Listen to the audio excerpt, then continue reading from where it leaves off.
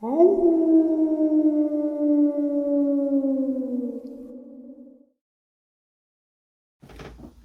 and salutations, everyone. I hope everyone is doing well and welcome to today's upload.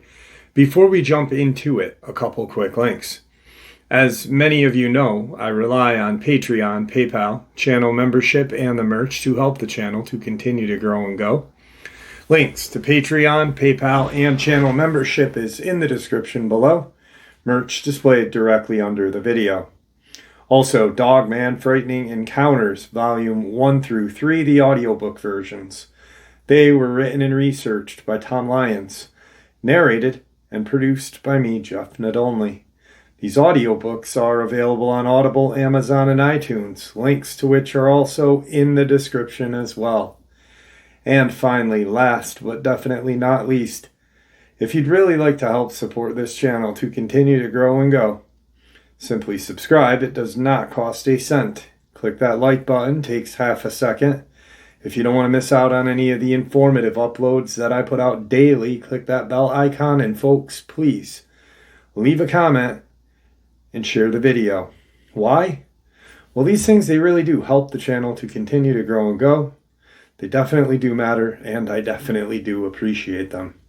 Now, everyone, I have taken far too much of your time. Let's jump in to today's upload, shall we?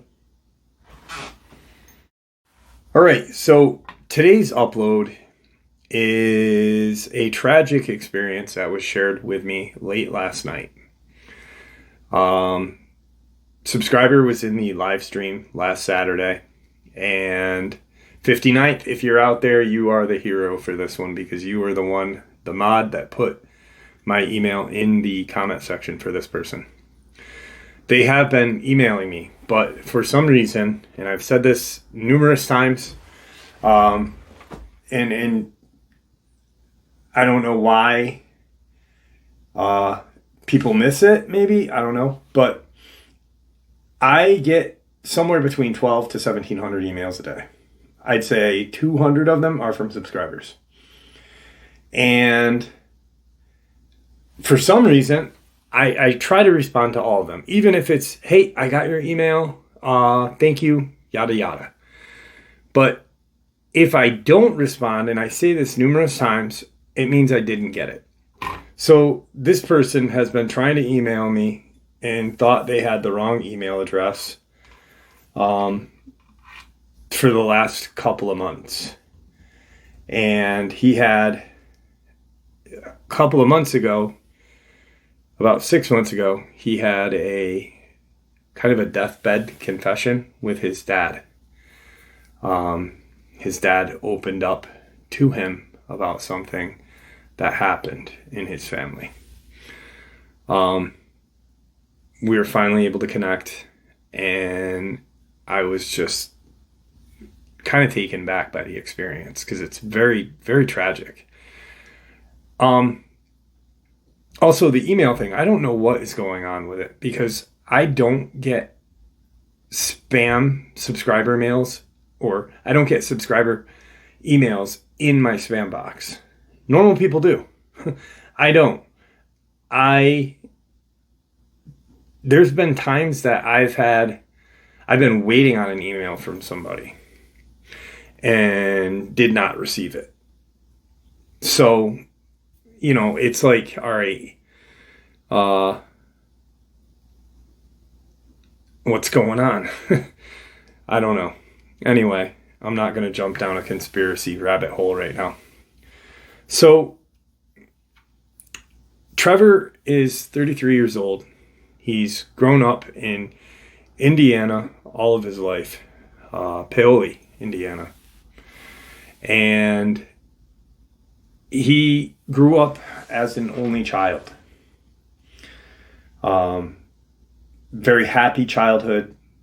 His mom and dad are fairly well off, if not better than fairly well off. They have his parents own a beautiful home, large home in Paoli. And in Hoosier National Park, there is a private It literally looks like a town. There's a private campground in there. It has roads, road signs, this, and that. And his parents own a cabin there, a 5-bedroom, 2-bath cabin. So they're very well off. His dad was not one of those. His dad worked very hard his whole entire life to achieve what he has. It wasn't handed to him. And growing up, they had always gone to the cabin every year. But there was like kind of a strict regiment or protocol going there. You know, you don't go out after a certain amount of time. If you do, you bring an adult with you. You always let someone know where you're going. And this is a private campground, you know, and not a unsafe place. So he was always kind of sheltered. As he grew older,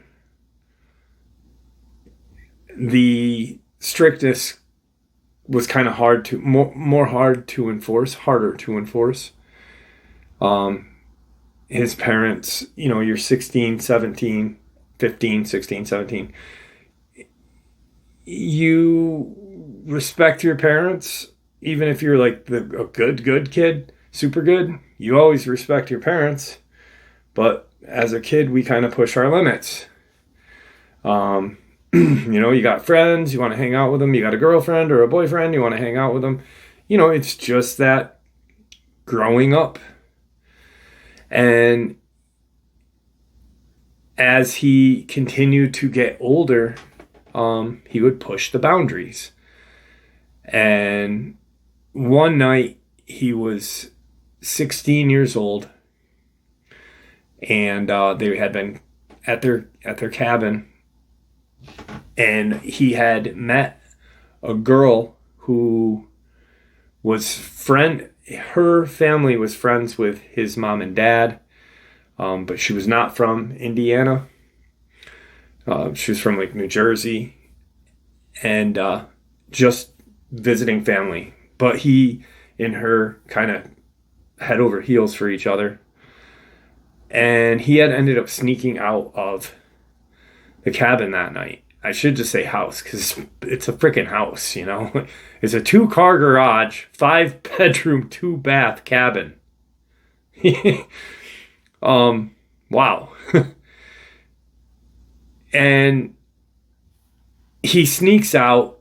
They meet up at like this little location where they were just going to chill. And they got a really creepy feeling. They got a really like just a feeling like something was watching them.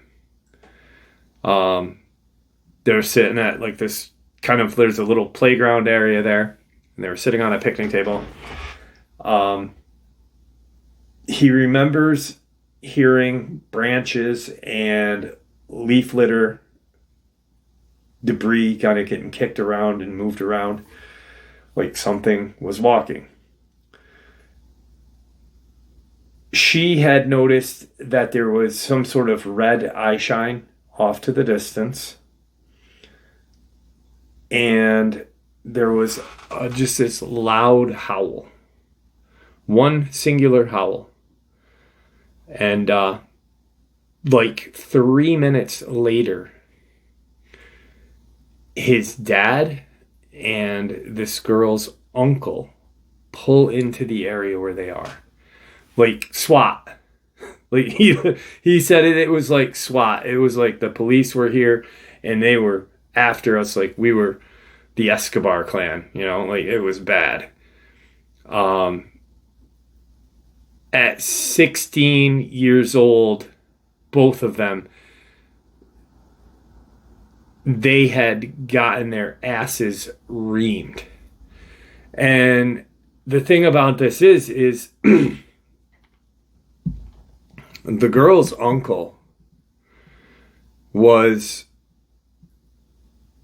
just as upset. Like, you can't be out in this area after this amount of time. You can't do this. We told you that if you were going to come out and visit with us, that you couldn't. You'd have to follow the rules at the campsite. Back at the house, it's a whole different ball game. But when we're here, and he kind of remembered that as like, wow, that's really kind of messed up. Why is everybody like on our asses? Why I can't even, after dusk, riding his bike when he was younger in his own driveway, his parents would like watch him like a hawk. So time goes on and he's at college.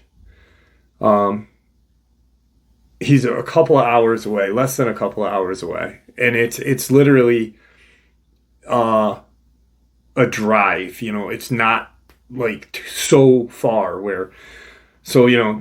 pile a few friends in and head out for the weekend. And that's exactly what they did. 2 carloads, 10 people, and they all converged at his family's camp. Mom and dad are in the town, and this area is still Paoli, but this private campground, like I said, is in Hoosier National Park. The town of Paoli is just up a little ways. So, he's 18, 19, and they're partying. Really good group of kids. He played basketball, so they were all respectful. But once again, 18-year-old kids, being kids, experimenting with, alcohol, just living life. And they're hanging out. There's a fire pit or a fireplace in the back that was very seldom used, and at night, even by his parents. If they were going to have friends at the camp, his mom and dad, they would have it out until a certain hour, and then they would go up onto their balcony. Interestingly enough, the balcony off of the second floor has no stairwell going off of it. It is an enclosed deck. So, which always seemed kind of weird, we're at camp. Why isn't there stairs going down so we can go in our backyard? So that's where the family would hang out, is there. Now, they have their party. They start a fire. Few of the guys stay outside, and it's not all guys. There's like 6 dudes, 4 girls. His girlfriend was with him. So a couple of the guys were outside, not all of them, but a couple.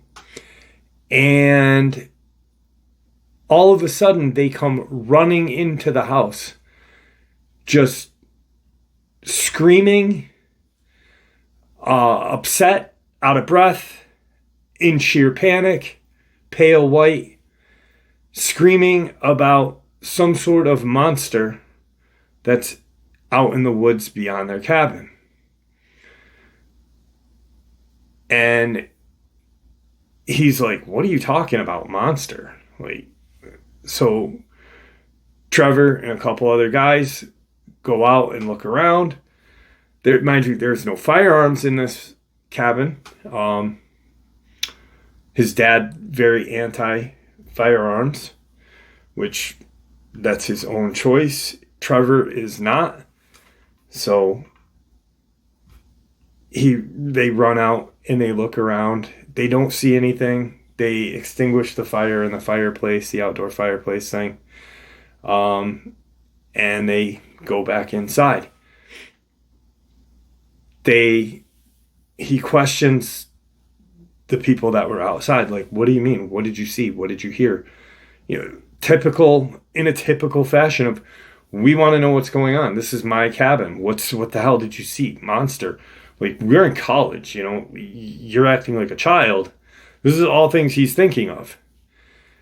And all they said was, the only look we got of this thing was that it was very large, very tall, very heavy sounding, and it had just these blood red eyes. It seemed to self-illuminate, and there was a growl standing in the wood line. So not really, there's no housing behind, no other cabins behind. They are second house to the end of this road, and the other house is across the street. So it's like isolated, but not really. But there's no light behind the house, so it's all just wood going into Hoosier National Forest. And they keep asking, what? And they just red eyes, very tall, and it kind of growled. It made this very loud, not like a dog, but not like a big cat, just a weird growl that seemed to sound like it almost had like a vocabulary to it, some sort of like, just if it was almost like a speech, like a speech pattern. And it kind of blew it off. Like, what are you talking about, They go to bed. Next morning, get up, clean up so he doesn't get in trouble, just in case mom and dad decide to come down for the camp, while he's back at college. They clean up, and one of the carloads of kids leave. His girlfriend, one of his buddies, and his girlfriend are going to ride with Trevor and his girlfriend. So 4 people stay behind. 6 are gone. And they're just making sure everything's cleaned up. It's a Saturday night. They were like, maybe we can't stay one more night. Everyone's gone. It can just be us. We can do like a couple thing. Watch some TV, whatever. And they almost decide to do it, but his friend's girlfriend remembered that she had some sort of paper to write or some sort of test that she had to study for. Obviously, it's been years, so he doesn't exactly remember what it was. He's 33 now, so, this is years ago. And they pack up everything, kind of do a run through of the house to make sure everything's picked up, turned off, and good to go, locked up. They get in the car and they're pulling out of this private campground, campground, whatever, camp neighborhood. And they pull out onto one of the main roads to get out of the forest. And he's driving. He's going about 35 miles an hour in like a 20 dirt road. And he has to lock up the brakes and everyone else saw this and thought the exact same thing. Holy shit, we just saw a bear run across the road in front of us. And his girlfriend goes, I don't think that was a bear. had a tail. And he's like, I didn't see a tail. Did you guys? And of course, they got a very small glimpse of it because they're in the back seat. So now you have a car full of 4 college-age kids debating on whether they just saw a bear with a tail or a very large wolf. Like, too large to be a wolf, too large to be even a idea of it being a wolf. And they're obviously looking out the window. They don't see it. It just went across the road very rapidly and gone. They agree to disagree that, you know what, guys, whoever believes that it was a bear, that's what it was. Whoever believes that it was a wolf, that's what it was. Let's just get out of here and move along. They get back to college, no issues. Years go by, and he meets the love of his life. He gets married, and they have 2 twins.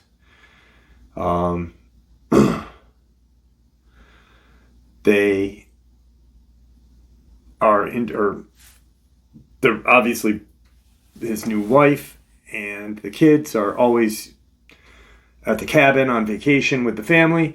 It's just their family home. It's like a summer home kind of, but in the woods.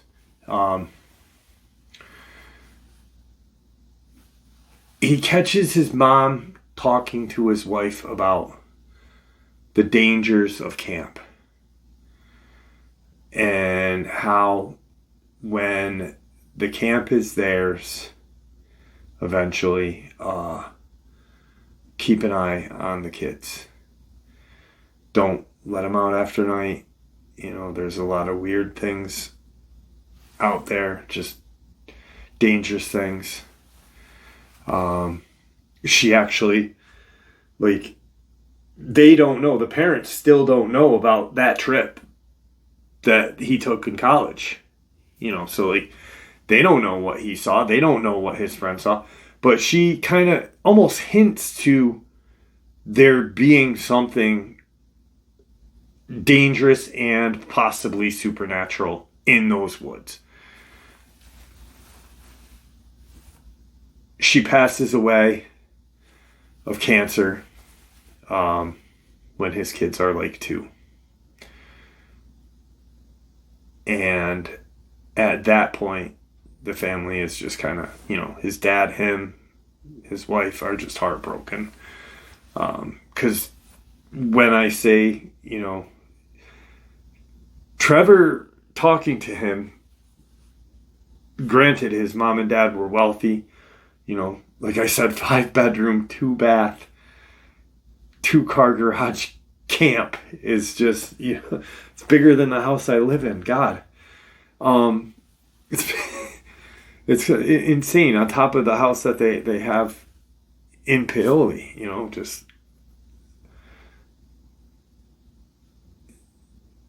they are just, exceptional people. Hinting around to a supernatural kind of entity, but not really. About a year and a half goes by, and his dad, Henry, or Hank, said, listen, I'm going to put the house and the cabin in your name. But you got to make sure that, you keep and honor the rules of camp. And his mom said this to his wife too. And she was just like, what do you mean, monsters? She didn't say that, but what do you mean? What, why are you so, because he even said how weird it was growing up. And that literally, it's not just his family that are like that. There are new people that have moved to this, that have acquired property there. But the people that are generational, like himself and his family, they all kind of follow that same kind of lore or whatever. So his dad Hank puts everything in his name just so he won't have to fight with probate court when he passes or pay taxes on something that's already his. And he gets real sick. Him and his wife and the two kids, they, like I said, they're not very old. He doesn't have to worry about them sneaking out and hanging out yet. And that was his words, yet. Now, the few times that he's gone with his wife, I guess his wife had woken up to scratching sounds being heard on a level below their bedroom, and they would hear kind of like just weird things happen periodically. One night she was sleeping, they were all sleeping, and she heard the family dog barking. Just a little dog. Tigger's bigger. My cat's bigger than this dog. Barking, but little dogs, they got a loud bark, especially when they're not stopping. And she's like, oh my God, I gotta get out of bed to shut him up. I don't want him waking the kids up. And it's just staring at the sliding glass doors to the deck, the enclosed deck on the second story of the house. Just going bonkers. There's no stairs, there's no access to the deck unless you're coming out from the house. And she's like, what the hell?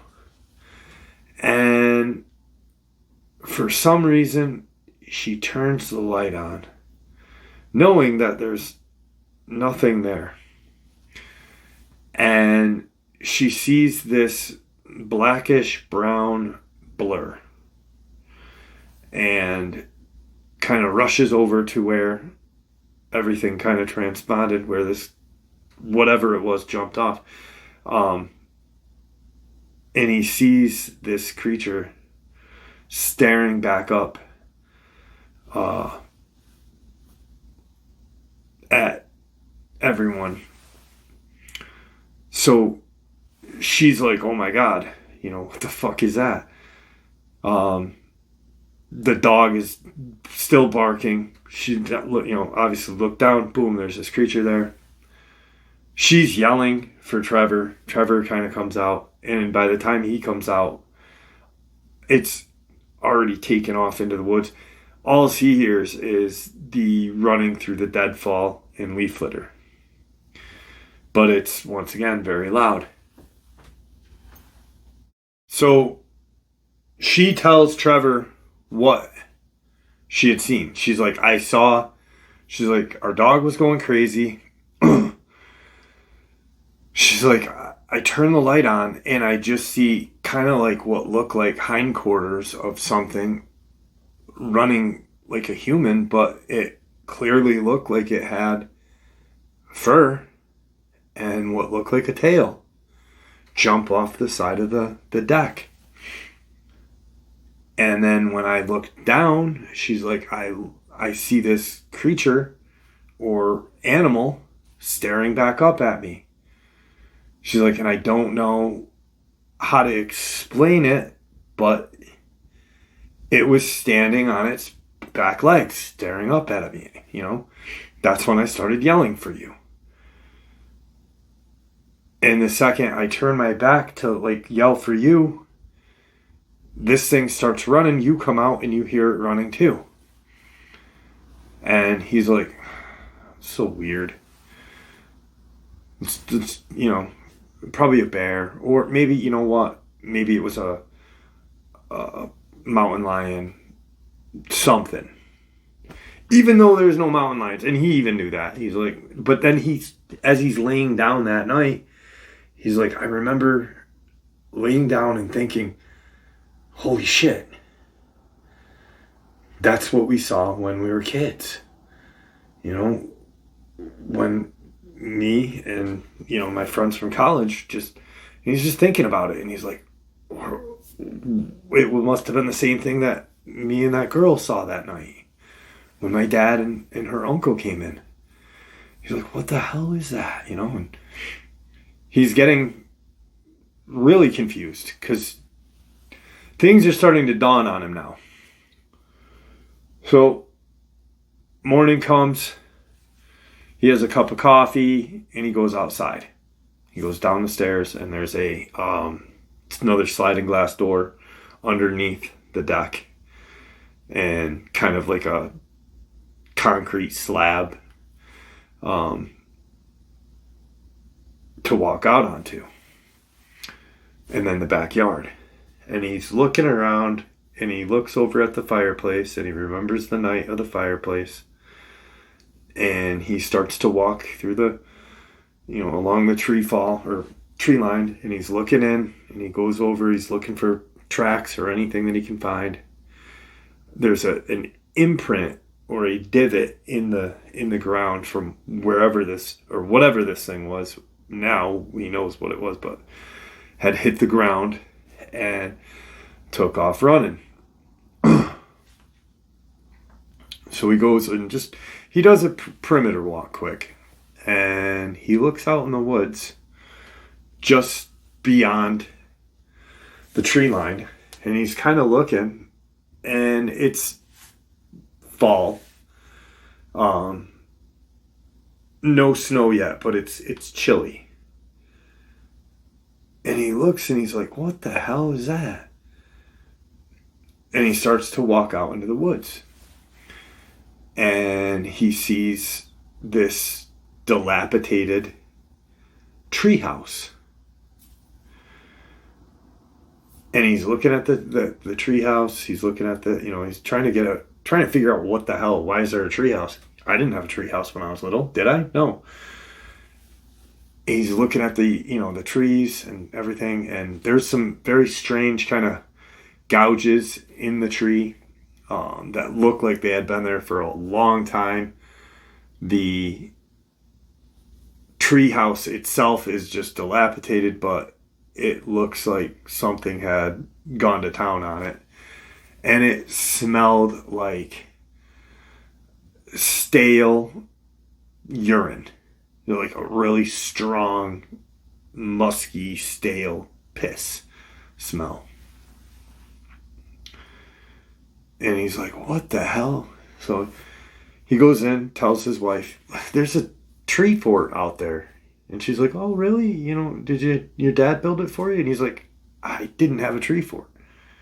He's like, but I also we didn't come here during fall.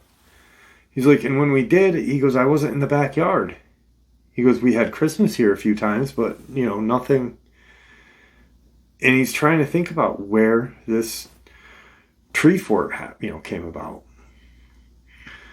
So they pack up, and his dad is very ill. He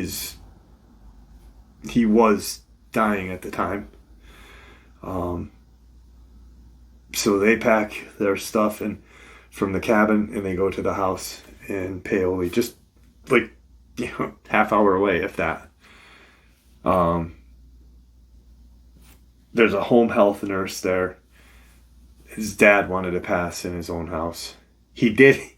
He said, my dad is such a cool dude that he literally said, if you don't mind, I'd like to hire home health nurse or home health aides, but I want to die in my own home. If you don't want me to, because you'll be freaked out, put me in hospice, put me in the hospital, we'll figure it out from there. And of course, what's he going to do? Kick his dad out of his own house? So he's like, no, no, no, no, you're good. And so he's like, we're going to stay here for the night, a couple nights, and then we'll head home. All right. He's like, dad's kind of like, oh, I only got a couple of months left. You ever thought about, moving here permanently? And they start to have a conversation. Home health nurse is coming in and out of the room, and Hank looks at Trevor and says, shut the door.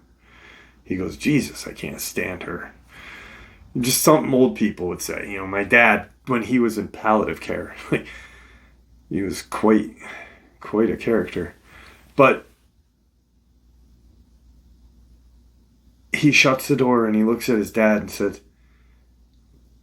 we stayed at camp last night, right? And he said, yeah. Did you have fun? And he goes, no. He goes, because whatever was at camp scared the living bejesus out of me and my wife. And that's why we're here. Until we figure out what's going on. He goes, I think it was possibly a bear, a mountain lion, or a big wolf. He goes, but I can't figure out how a bear and a wolf would be able to get up there. Mountain lion, I can see that better than, a bear or a wolf up there. Just big cats jump, big cats climb. And his dad says, listen, sit down now, please. And of course, the tree fort is brought up and he sees the pain in his dad's heart. So he sits down and, like I said, he can see there's some sort of pain. And not a physical pain. Even though his dad is dying, it's an emotional pain. He can see it. And he looks at Trevor and he says, listen, your mother and I, when she was pregnant with you, made a promise to each other that we would not share this with you until one of us had passed and the other one was about to pass. There's a letter describing everything that happened. Everything that I'm going to share with you right now is in a letter that you would have received when I pass. And Trevor's like, what do you mean? He's kind of confused. He's like, am I adopted? He's like, wait, he just said mom was pregnant with me. All right. So he's just these crazy shit. Cause and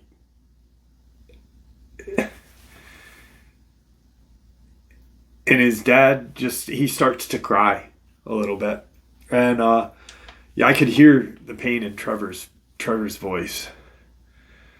Cause even though they were well off, his dad was a blue collar worker. He was not rich. He was rich. He busted his ass since he was a kid. And pretty much saved every penny. And advanced in his career of choice. Which is I'm not going to share. So he said, you had a brother. And he kind of looks at his dad and he goes, had a brother? He goes, when? He's like, I never had a brother.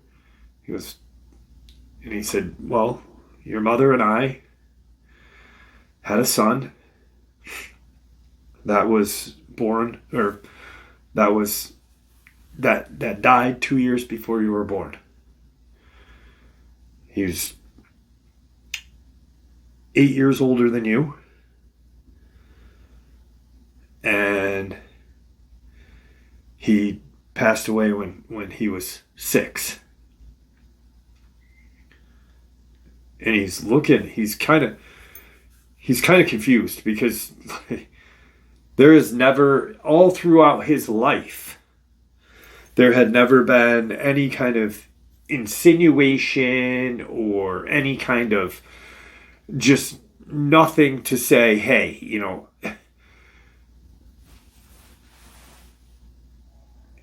So he's like, well, what do you mean? I had a brother and he died. And he said, that tree fort out there, that was the tree fort that I built with him, or built for him. And that was before everything had happened. Beautiful childhood, like you had. Grew up at the camp, grew up at home. Camp was different.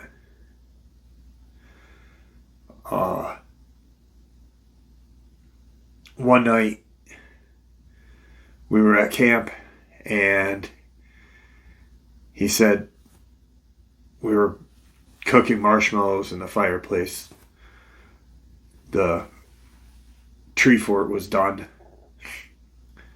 and Mark, your brother, and me and your mother were all sitting there. He goes, we only wanted one child. And when Mark passed away, we weren't going to have any more, but we had you. And so we're doing marshmallows, and Mark had started to talk about something that he saw during the day. And he said that he was in the tree fort. Now, he was 6 at the time. He was in the tree fort, and he saw a wolf man in the woods behind the tree fort, going deeper into Hoosier. And we didn't, we just put it as childhood or childish, imagination. And so we kind of just, what did it look like? And he described it. It was large, blackish gray, and it was just real big, but it stood on 2 legs and walked like a human. And then it would drop to all 4s and run away. And of course, who's going to believe him, So we kind of just blow it off, my wife and I, your mother and I, and we're at camp for the summer. Because we used to go to camp for the summer. We didn't just take trips, we'd stay.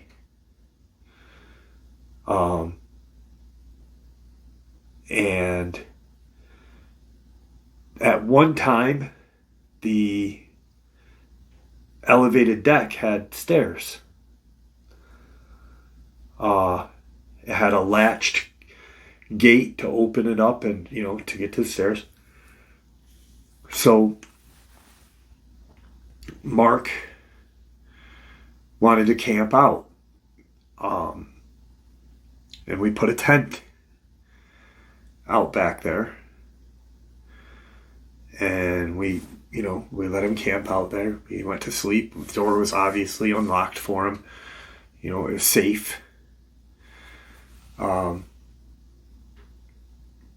The first night he stayed out there, he came running into our room, crying and saying that the wolf man was growling at him from down on the ground. And, we just let him sleep with us. We brought him into bed, let him sleep with us. And the next day I go out and I look and I don't see anything. I end up going over to our friends, and we'll just call him Ed, the friend who his niece was with Trevor that night. And I explained, to Ed what Mark was seeing. And Trevor's like, wait, Ed knew that I had a brother? And he's like, all of our friends, all of your family. We just kept it a secret because we didn't want to talk about him after what happened. So he's like, okay. And so I tell him what, Mark is seeing, and I asked him, have you seen anything like this? And Ed's like, no. He's like, I've heard some howls. I've heard something run through the woods periodically behind the house, but I've not seen anything like that. I often thought that the howl sounded a little too big and different than a coyote. And he's like, yeah, well, that's weird, huh? He's like, because Mark is saying he sees this. And Ed kind of looks at me baffled and, oh shit. And he's like, all right, well, whatever. Maybe it's just childhood imagination. And that's... So his dad decides to sleep in the tent with Mark one night. And he does. And nothing happens. Nothing. 2 nights in a row. Nothing happened. So Mark decides, okay, well, it must have been my imagination. I'm going to try to sleep out here by myself, Dad. And, he was very headstrong, independent, things that we didn't allow you to become by protecting you too much. So the next day, he's going to sleep in the tent by himself. All day he was playing outside. He was playing in his tree fort. And he came running up out of his tree fort, out of breath, crying a little bit. And once again, talking about the wolf man. So we told him, absolutely not, and we were trying to figure out if he had seen some movies, if he had, what, we couldn't figure it out because we never talked about anything remotely horror related. And he doesn't sleep in the tent. And a couple weeks go by, and he doesn't mention it anymore. He's kind of stopped mentioning it. So, we kind of figured, he's not seeing it anymore. Right around, he'd said it was like right around dinner time. Your mother's cooking. I'm out front, and I was putting in the light pole that's out there.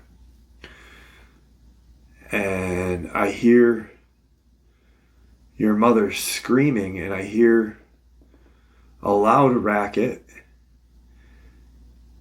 and I hear this weird noise that sounded like your brother, but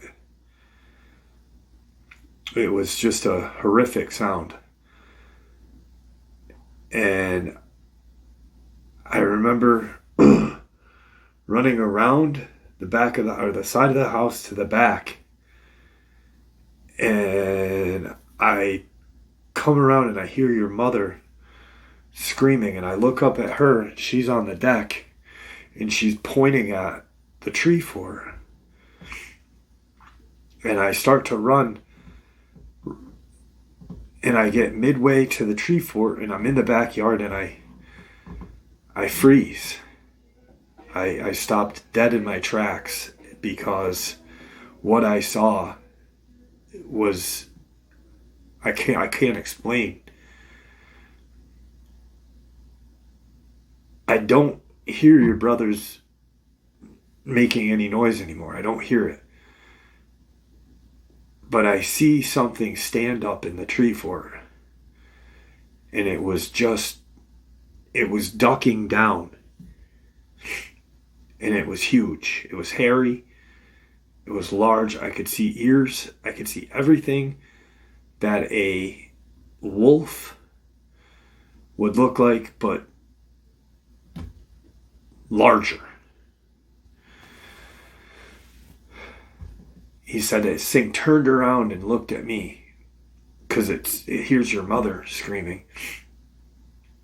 And it's grayish black, and it's got blood coming out of its mouth. And he says the next thing it did, it picked your brother's body up, that little body, and hoisted it up into the air. Almost like it showed me it. And like a football player, put it close to its chest and jumped out of the tree fort. And when it landed, it shot your brother off to the side. It turned around and looked at me. And it looked at your brother's body.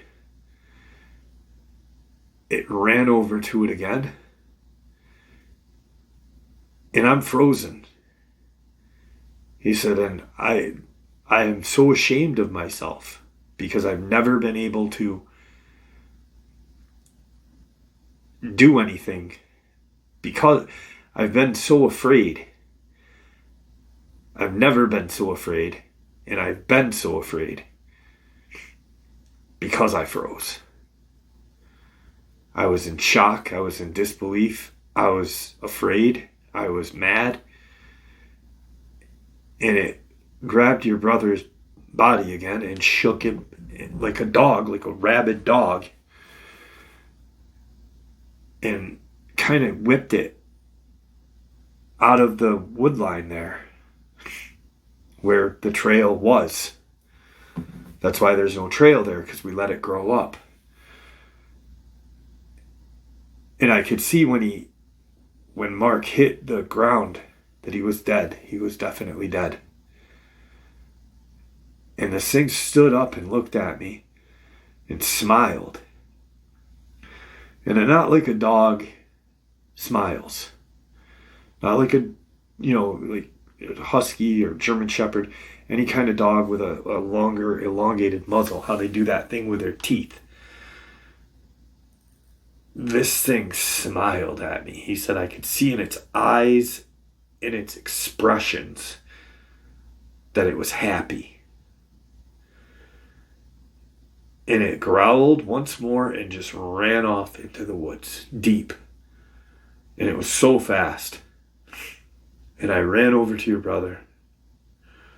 He said, I wasn't able to move until it was out of my sight.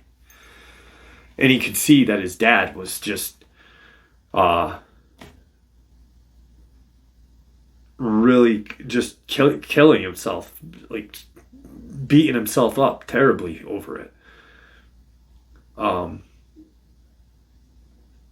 So he said, I picked him up and I held him and I screamed to your mother, call 911, call somebody.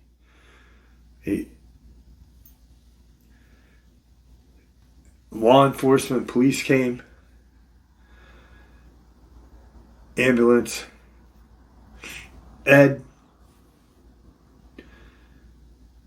and we explained what happened. We explained, and we weren't investigated. They didn't say anything to us. They didn't blame us because it was quite evident from the marks and everything.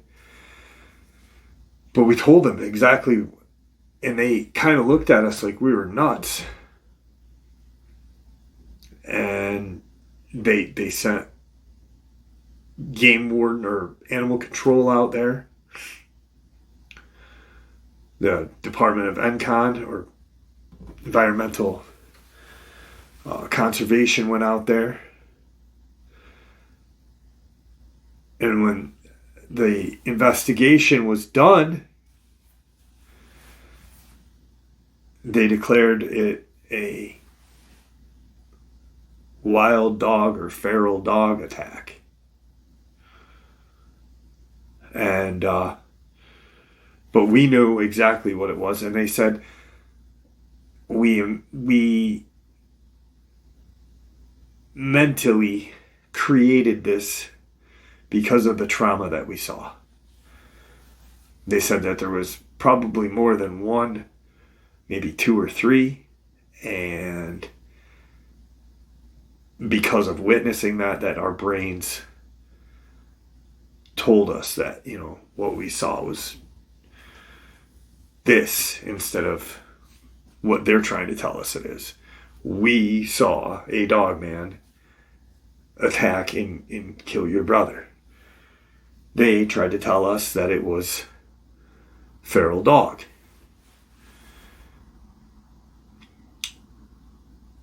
And from that day on, we almost got a divorce. We almost sold the camp. Ed ended up seeing the thing twice. And he said that his dad never liked guns.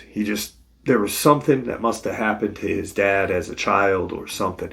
But he never hunted. He didn't like guns. But Ed did. Ed hunted. And Ed believed Hank's and his wife's experience. What they said happened. And he had gone out into the woods hunting this thing down. And he had seen it once or twice, and he had taken a shot at it once. Had bluff charged him, and he had shot at it, and it took off running. But he had came, and he looked right at Hank, and he said, I saw it. You're not imagining it. I don't know why they're telling you imagined this, but I know what you saw. I saw it myself. I shot at it. And he said, I'm sorry, your mother's sorry. We just couldn't tell you. We couldn't think about him. We loved him so much that it ruined our lives until the day we found out that your mother was pregnant with you. And then the day you were born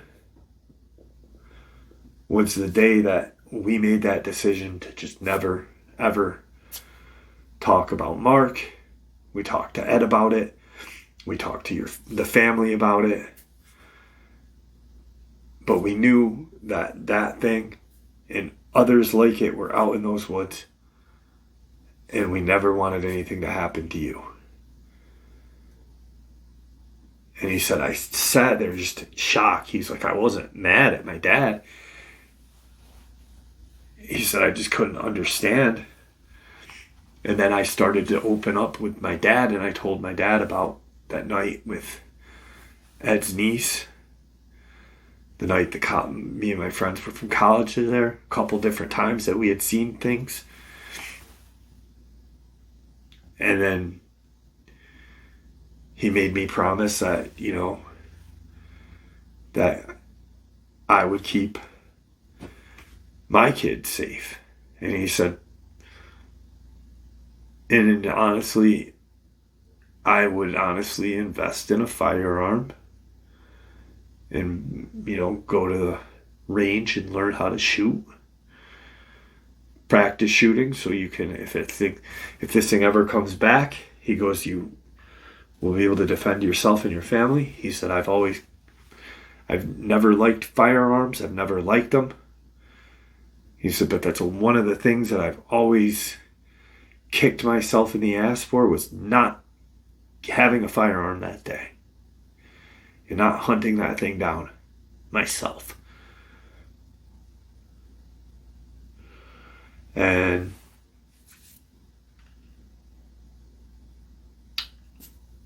about a month later, his dad passed. He had, walked out to the cabin area or the tree fort area and looked around and just saw the markings, the claw marks in the tree and the damage that had been done in the old. But it's just like nature had started to take its toll on the wood anyway. And he ended up ripping the tree fort down.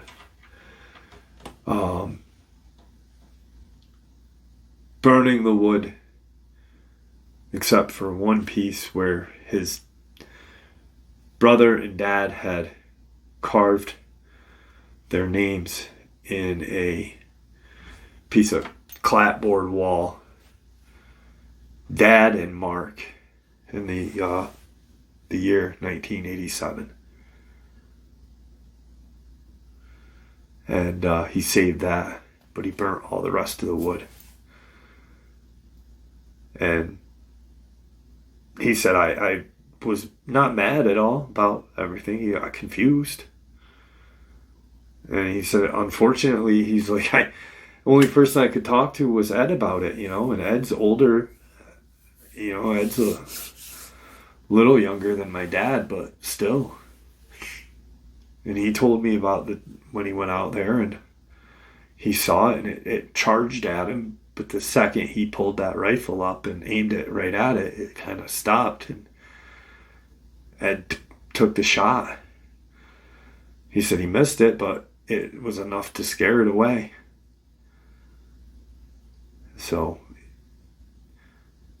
imagine finding out your whole life was designed to keep you safe from the day you were born. Everything that you knew was not what it was. And it explained all of the little quirks that he noticed. Like his mom and dad were normal at the house, at their normal house. Just, they were fine. But at the camp, at their second house, he could ride his bike in Paoli at the house till dusk, till nighttime, to hang out with his friends, play ball, whatever. At camp, no. And that just explained everything to him.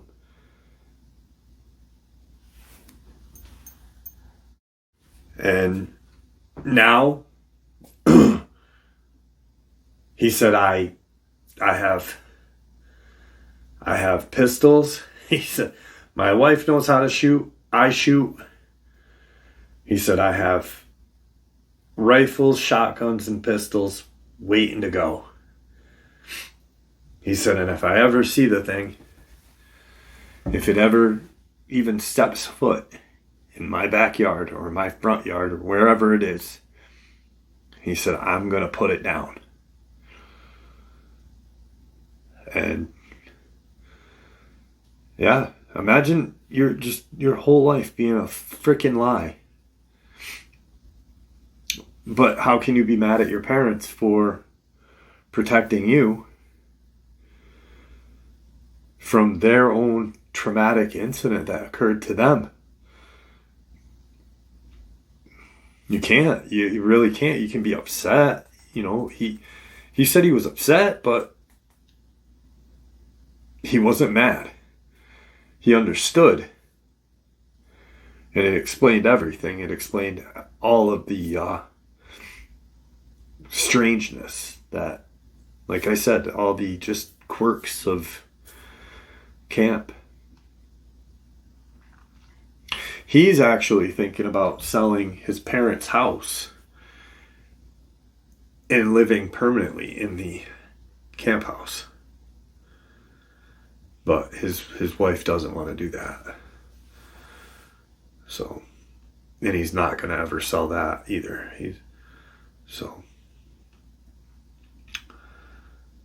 Anyway, that was today's upload. That was today's experience. Trevor and his dad, Henry. Wow. It just, that poor, I feel bad for him. And I laughed because I didn't laugh at him, but I laughed because of how he said, when he said, as he said, we decided when, your mom was pregnant with you and you were in your mother's womb. And then he kept going and he's like, am I freaking adopted? And then he realized, oh shit, he just said it. But it's so sad. It's tragic, And then for law enforcement and everything else to just say feral dog attack, wild dog attack. And you all know that I can't stand that, It's, the species is African wild dog, but if you type in wild dog, boom, the species African wild dog pops up, because that's what it is. But feral dog, it's a freaking tragedy. It's a freaking sad case right there. And finding out when your dad's on his deathbed is even sadder. So, thank you guys for supporting the channel. It is your support that helps the channel to continue to grow and go, and what gives us all a place and a chance to share our experiences and theories judgment-free. Everyone is simply treated with the respect that we deserve. Please stay safe, happy, healthy, and ever vigilant, keeping an eye on our children, pets, family, and friends. These creatures are real. These events have happened. Share this information with those you love and care about, and it may just help save their lives someday. Until next time, never stop asking questions, never stop searching for the truth. And God bless you all.